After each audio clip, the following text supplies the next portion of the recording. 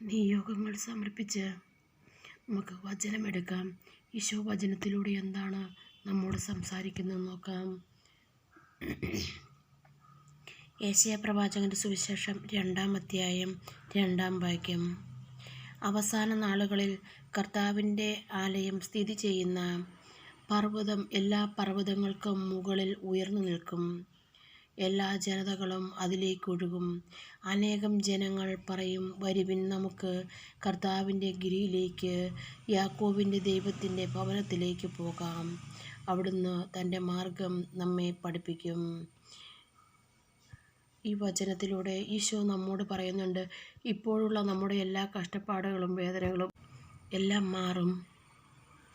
ഒരു പുതിയ ഉണർവ്, ഉയർച്ച നമുക്ക് ദൈവം നൽകുമെന്ന് ദൈവം വ്യക്തമായി നമ്മോട് പറയുന്നു.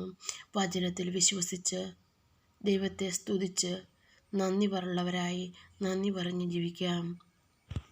നിരാശപ്പെടാതെ നമ്മോട് ദൈവം പറയുന്ന വാക്കിന് മാറ്റമില്ല.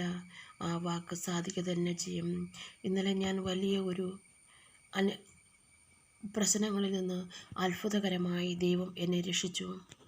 ഓരോ വചനമിടുമ്പോഴും എനിക്ക് ദൈവം നൽകിയ അനുഗ്രഹങ്ങളാണ് എന്ന് പറഞ്ഞാൽ 1 മണിക്കൂർ പോലും തീരാത്ത അത്ര വലിയ പ്രശ്നങ്ങളിൽ കൂടിയാണ് ഞാൻ ഇന്നലെ കടന്നുപോയി ദൈവം രക്ഷിച്ചത്.